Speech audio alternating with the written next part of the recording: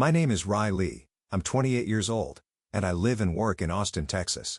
I never thought I'd wake up in a stark, white hospital room, my legs braced in metal, with the beeping heart monitor being the only sound breaking the brutal silence. But what hurt more than broken bones, more than the incision across my abdomen, was my mother's breezy voice in the voicemail. "Hi sweetheart, it's Mom. Your dad and I are already at the airport. We're about to board our flight to Florence with Connor. The doctor said you'd be in the hospital for a while, so we figured, there's not much else we can do. Don't call us while we're in Europe, the roaming fees are too expensive. Get well soon. Oh, and thanks for the credit card, I used it to book the tickets, ciao." I tossed my phone onto the hospital sheets, my hands were trembling, not from fever or pain, but because my heart had just been crushed. Just 2 days earlier, I was hit by a pickup truck that ran a red light while I was driving home from a late shift.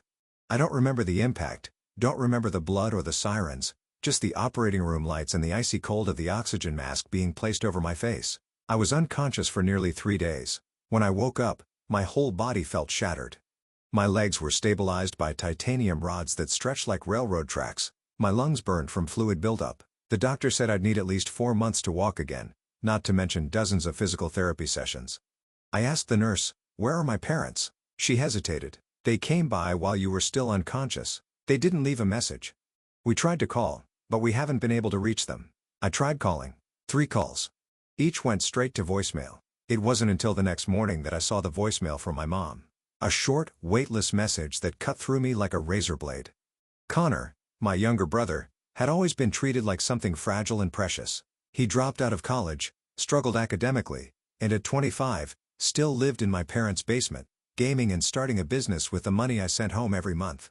And me, a software engineer, financially independent since 21, still sending money back to help pay off their debts, their car, even my dad's golf club membership. Now they were in Florence, posing in front of the Duomo, eating pasta with $100 glasses of red wine, using the credit card I opened to book their business class tickets. Meanwhile, I was lying here alone, without a single genuine check-in. The laughter in that voicemail twisted my stomach. My mother laughed, Connor laughed, and I swallowed my tears so the nurses wouldn't see how broken I really was. When Dr. Clara came in to check my vitals, I couldn't hold it in anymore. I broke down sobbing, my whole body shaking, and whispered like I was confessing a crime. "They went to Italy, left me here." Clara sat down the chart and sat beside my bed, her eyes darkening with disbelief. "I've been a doctor for nearly 18 years, she said quietly. "I've seen all kinds of families. Some camp out in hospital hallways for weeks, some visit once and vanish. But leaving for Europe right after their daughter nearly dies? I've never seen that." I let out a dry, bitter laugh. "And they said I'd be fine, because there are nurses here, because there's nothing else they can do." The air grew thick. I no longer felt the pain in my legs, only the weight pressing on my chest like something collapsing from the inside out. Outside the door, I heard a nurse's voice. "She's awake. I brought her breakfast." I turned my head away and wiped my face. I didn't want anyone to see me like that. But deep inside, I knew something with crystal clarity. I had been betrayed. Not by a sudden accident, but by the people I once called family. From the outside, my family always appeared polished and admirable. My father, James Whitaker, was the principal of a public high school in San Antonio. My mother, Lorraine, ran a small flower shop well known for her elaborate and artistic wedding bouquets.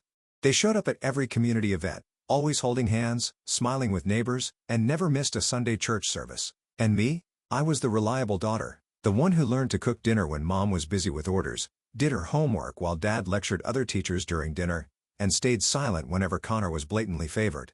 I've never forgotten my 16th birthday. Mom promised to close the shop early and take me to my favorite restaurant for the first time in months. I sat in my new dress, waiting on the sofa for over 2 hours, until I got a blunt text. "Sorry, sweetheart. Connor just got called into a last-minute scrimmage. I can't miss it." I ate instant noodles alone. The small birthday cake I had ordered from a local bakery still sat on the table because I knew if I didn't take care of it, no one would. Connor is 3 years older than me. Tall, handsome, good at basketball, and terrible at everything else. He struggled in school, went through girlfriends constantly, dropped out of college during his first year because the environment wasn't right, and was always called a soul still finding his way by my parents. Meanwhile, I got into Georgia Tech on a full STEM scholarship. Mom once said, "Of course you did well, but your brother is the one I really worry about." Dad used to tell neighbors my daughter got hired by a major tech company in Austin, but he missed my graduation party. The reason? Connor lost his car keys and Dad had to drive 3 hours to Houston to pick him up. I learned not to expect anything. No one showed up at my academic award ceremonies. No one picked me up after my wisdom tooth surgery. I got used to standing behind the camera, taking photos of Connor's medal ceremonies, then scrolling through them alone under the glow of my phone screen. After starting a job at a fintech company, I moved to Austin and handled everything myself, from rent to health insurance. Every month, I still sent at least $2,000 home, covering my parents' car payments, helping with household expenses, sometimes for house repairs, Dad's joint supplements, and startup money for Connor. The first time I sent money, Mom called crying. "No one's ever helped me like you. I'm so grateful." I believed her, but the following calls turned into requests. "The flower shop's slow this month. Connor needs a new camera for live streaming. Your dad missed his golf tournament." I kept sending. I tracked each payment in a color-coded Excel sheet. House, car, little brother, emergencies, and temporary. A column that never disappeared. On a rare visit home, I noticed a brand new TV in the living room, with surround sound wired into the walls. Connor grinned. "See this? It's our home theater setup. Your money really made it happen." I gave a crooked smile, gripping the arm of the couch. At that time, I was using a second-hand laptop I bought off Craigslist. I remember clearly the night before the accident. I called for the first time in my life and said, "I need to cut back. I'm saving up to buy a house. I can't keep sending money forever." Mom went silent for 3 seconds, then started crying. Dad jumped in, voice sharp. "What kind of person are you? We raised you for over 20 years, and now that we're older, you turn your back?" Connor didn't say anything, just sent a shaking head emoji. I hung up, empty, but oddly relieved. Relieved because I thought I had finally drawn my first boundary. And then, just 2 weeks later, I lay motionless in a hospital bed, while they were raising wine glasses in front of the Florence Cathedral. I scrolled past the photo Mom had posted before their flight. 3 plane tickets, booked a month earlier. They'd been planning this all along, and I was always the one left last. Nurse Riley knocked gently, carrying a tray of soup and juice. She looked at me and said slowly, "You don't get to choose where you're born, but you can choose where you belong." I didn't respond. I just stared out the window. Rain had started to fall, and for the first time, I knew I could never go back to the place I once called home. Not anymore. Not after everything. I started sending money home when I was just 24, a year after being promoted to lead engineer at Skylink Pay, a fast-growing fintech startup in Austin. A 6-figure starting salary might sound like a lot, but to me, it felt more like a chance to repay my parents for raising me than an opportunity to enjoy life. At first, everything had a clear reason. The first month was to help my parents pay off an unsecured loan of nearly $12,000 they had taken out to repair the roof after a storm. My mom cried over the phone. "If it weren't for you, I'd probably have to sell the flower shop." The next month, I covered 2 months of health insurance since Dad had just taken early retirement and lost his school-issued coverage. But after that, those temporary expenses started becoming the norm. I don't remember exactly when the monthly transfers became expected. It might have been after Mom called to say the air conditioner broke down, or when Connor wanted to start a handmade product business on TikTok and needed money for a camera. It opened a separate account and set up an automatic transfer. $3,000 for my parents, $1,500 for Connor, plus another $200 for unexpected costs. When there weren't any, they still spent it all. One month, I received a credit card bill with a charge from a car dealership in Dallas. They had placed a down payment on a brand new pearl white SUV that Mom called a reward for years of hard work. I don't recall ever agreeing to that reward, but Mom said, "You don't need a new car. You live in the city. We need a safe vehicle to visit your grandma." I didn't know how to respond other than paying off the remaining $12,000 to avoid losing the deposit. Connor was still bouncing between business ideas that I'd never seen produce a single dollar of profit. When I asked about the $2,000 investment I sent last month, he shrugged. "Are you investing or auditing me? It's a startup. Maybe we lose money for a few years first." Once, I called Mom to ask why this month's expenses jumped by nearly $2,000. She said, "Your dad accidentally signed up for a premium golf membership. They won't let him cancel, but he deserves it, sweetie. Life's short. He has so few joys." That line, "Your dad deserves it," repeated itself every time I questioned an expense. When they installed a backyard pool. When they upgraded the sound system in the living room. When Connor upgraded his gaming PC, calling it a work tool. I kept a spreadsheet of every cost. $1,500 monthly for the house bills. $1,000 for the car. $2,500 for general living expenses. $500 for Connor's marketing course. And countless other odd charges. Roof repairs. New sofas. Even dog food for the newly adopted purebred Pomeranian named Biscuit. Monthly totals often exceeded $8,000. One month, I sent as much as $9,400. When I asked if we could pause a few items so I could start saving to buy my own home, Mom sighed. You know your dad has high blood pressure, saying that might upset him. And Dad just texted, if you don't want to help anymore, just say it. No need for excuses. I was still living in a rented apartment, barely 700 square feet. My fridge was nearly always empty because I was too exhausted to cook. I declined every coworker gathering, afraid that using my personal card might throw off the family budget. I told Skylar, my college best friend, during one of her visits. She looked at the expense breakdown on my laptop and asked me bluntly, so, if you got seriously sick, what do you think they'd do? I let out a bitter laugh. They'd worry. I mean, I'm still their daughter, right? She didn't say anything. She just gently closed the laptop and looked at me with quiet, heavy eyes. I sat in the car, hands still gripping the steering wheel even though the engine had been off for nearly 10 minutes. Inside the house ahead, the kitchen light spilled through the foggy window, casting the shadow of my mom flipping meat on a skillet. Connor sat in front of a TV, game controller in hand, feet propped on the table like he didn't have a single care in the world. I took a deep breath, trying to keep my voice steady as I walked into the house. I need to talk. My dad, James, looked up from his newspaper, voice heavy. What is it? Another emergency expense? No, the opposite. I want to reduce the monthly support. No one said a word, just the crackling sound of oil in the skillet. I went on. I can't keep sending $8,000 every month. I need to save for a home, for my own future.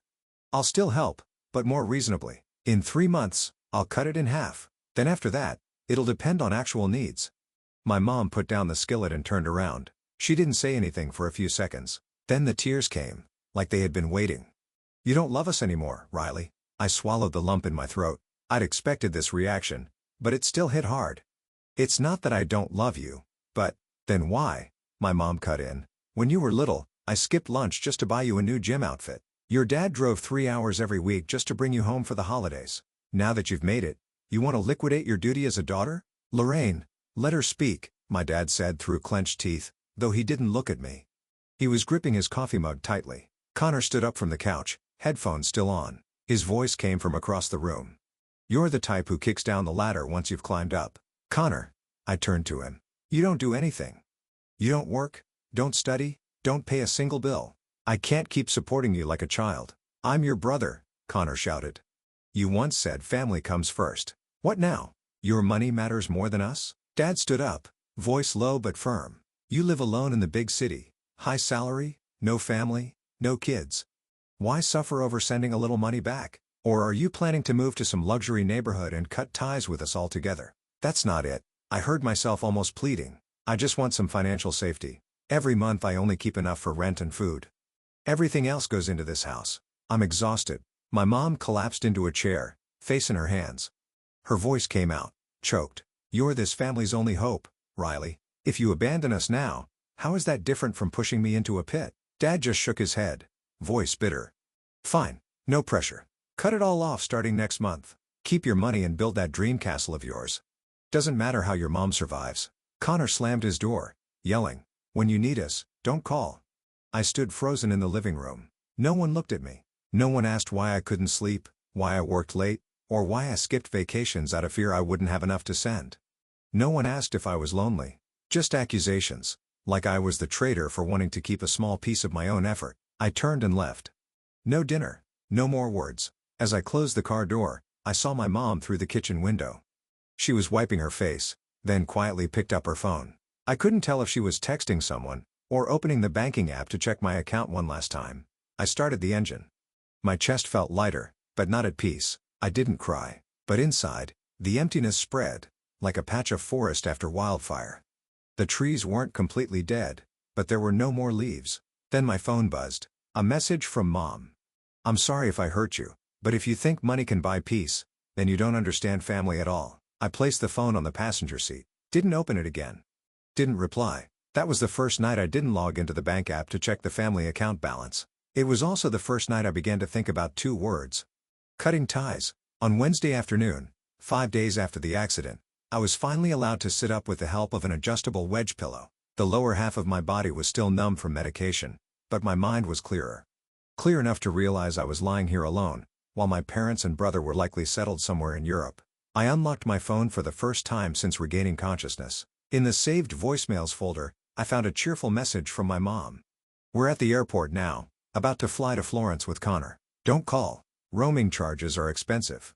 I know you'll be fine. The doctor said you'd be in the hospital for a while, so we figured we might as well take advantage of summer break. Oh, your visa still works? Use it to book the tickets.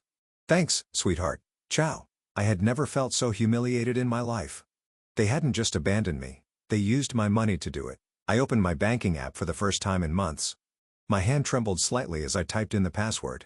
Every transaction made while I was unconscious appeared clearly, like being slapped in the face with receipts. June 11th. Just 2 days after the accident, there was a charge for $15,292 at Bella Via Travel Services. The note read, "Total payment for 3-person Italy tour. Business class upgrade." I went still. While I was receiving an emergency blood transfusion, they were finalizing luxury flight upgrades for their dream vacation. And it didn't stop there. 3 more charges followed. $750 at Sandro Milano, a high-end fashion brand. $920 at Florence Vespa Rentals. $1,180 at Ristorante Aurelio rooftop booking. No check-in calls. No asking for permission. I opened Facebook and typed in Florence and Mom. Within seconds, I found a post she had shared with friends only privacy. 3 of them, smiling brightly in front of the Duomo, holding gelato cones. The caption read, "A well-deserved vacation after years of sacrifice. Grazie, Florence." Beneath it was a comment from Connor. "Thanks to the Bank of Riley for funding our soul-healing journey." Followed by a laughing emoji and a heart. I bit my lip so hard it bled. I kept scrolling. A post from 3 weeks ago in the family group chat. Whitaker home update read, "Florence, here we come. As long as Riley doesn't cut off this month's allowance, we're covered." A farewell summer gift. They'd planned this. And when I said I wanted to reduce my financial support, they weren't hurt. They were afraid it would ruin their Italy trip. Miss Riley entered the room, carrying a food tray. She paused when she saw my pale face. "Riley, what's going on?" I didn't answer. I just held up my phone to show her the photo of my mom trying on Gucci sunglasses. Captioned, "Italian summer shades worth every penny of my daughters." Riley exhaled and set the tray down. She sat on the edge of my bed. "They used your money?" I nodded, then whispered, barely loud enough for even me to hear, "I'm lying here with broken bones, internal bleeding, and doctors unsure if I'll walk again. And they're out there, enjoying pasta, while I can't even get to the bathroom on my own." My voice cracked. My throat tightened. Riley gently took my hand and squeezed. She didn't say a word. I closed my eyes, trying to hold back the tears, but they came anyway. Not from pain, but from the collapse of everything I had built. My image of a decent family, one that loved each other even through disagreements, shattered in under 10 minutes of scrolling through transactions. No one had forced me to sacrifice this much. I chose to. I believed if I gave enough, they would love me the way they loved Connor. And now, in this sterile hospital room, I finally saw the brutal truth. I was never a priority. I was just the most reliable financial resource they ever had. I thought I would spend the next few weeks in silence and solitude, like a shadow the world had forgotten. But strangely, the emptiness my family left behind wasn't a dead space. It became a place for others to step into. Riley, my morning nurse, was the first. Unlike the others who passed by with a routine, "Everything okay?" she stayed. She didn't ask out of politeness. She asked because she genuinely wanted to know. She shared that she'd served as a military nurse in Afghanistan and had seen terrible things. Enough to recognize pain that hides behind silence. "Emotional wounds linger longer than physical ones," she said once while changing my bandages. "And you, Riley, are hurting in both places." Riley started bringing me little things. A cup of homemade chamomile tea, an unscented lip balm because she knew I hated chemical smells. One day, she brought a worn-out book, To Kill a Mockingbird, from her father's shelf, saying it helped her through post-war depression. I read every word as if it had been written for me.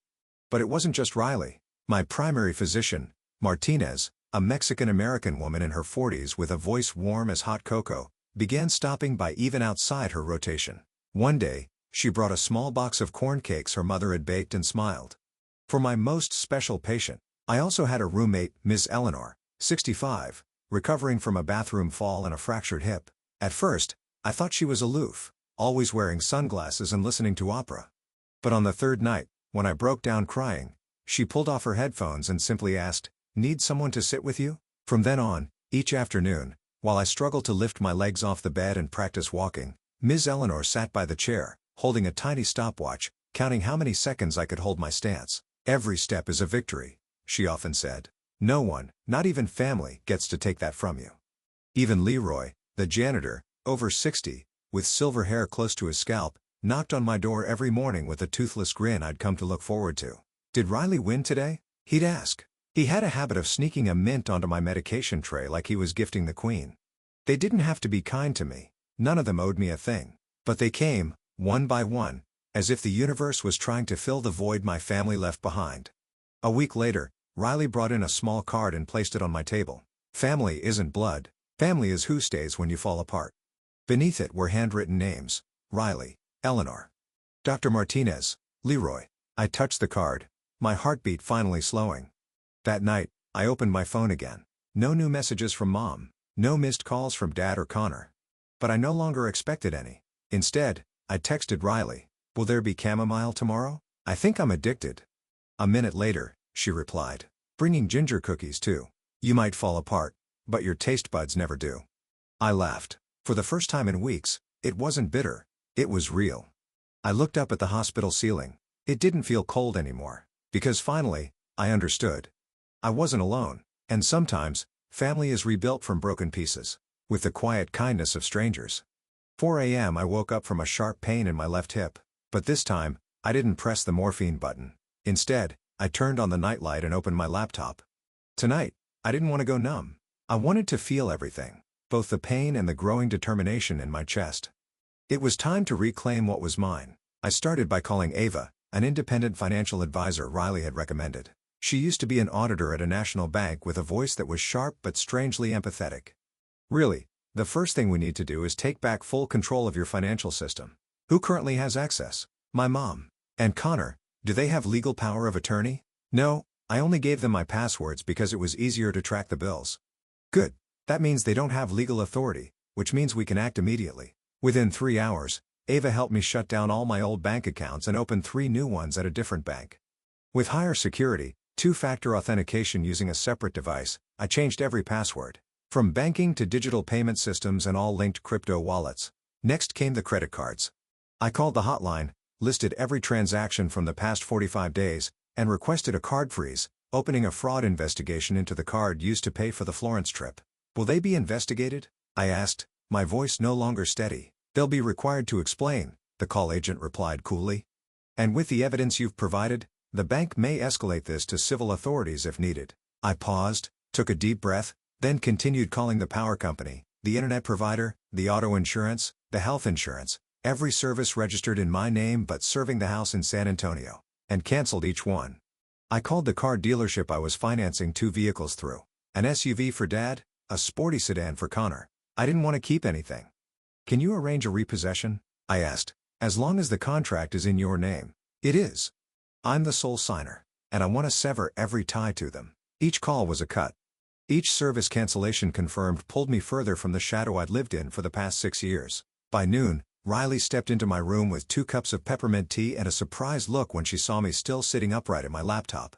"Planning a coup?" "No," I smiled faintly. "I'm reclaiming my territory." I wasn't done. I called the airline using the booking confirmation from an old email account my mother had mistakenly accessed. 3 round-trip tickets from Florence to Dallas, business class. I canceled them, got the refund sent to my new account and added a note to the booking file. "Transaction made without account holder's consent. You're leaving them stranded?" the customer service rep asked softly. "No, I'm letting them pay for themselves for the first time in their lives." That afternoon, Riley called her brother Derek, who had an old but sturdy pickup truck. The 3 of us planned a little visit to the old house. The hospital agreed to discharge me for the day as long as I had transport and mobility support. I sat in a wheelchair holding a list of personal items still locked away in my parents' house. My college savings book, my grandmother's necklace, my birth certificate, old family photos, and even the first sketch I ever drew at 10. Something my mother once called useless but worth keeping. The San Antonio house wasn't locked. Security cameras were off. I used my old key and stepped in like a guest, retrieving stolen fragments of my life. We took nothing but what was legally mine. Riley had printed the list and I checked off each item like I was scanning groceries. Derek gasped when he saw the gaming PC Connor had set up in the living room, still in its original packaging, marked Riley's card. "Thanks, Sid." I didn't smash anything, didn't write on the walls, didn't leave behind rage. I just stuck a post-it note on the fridge. I'm no longer your sponsor. Please find another way to live. We left just as the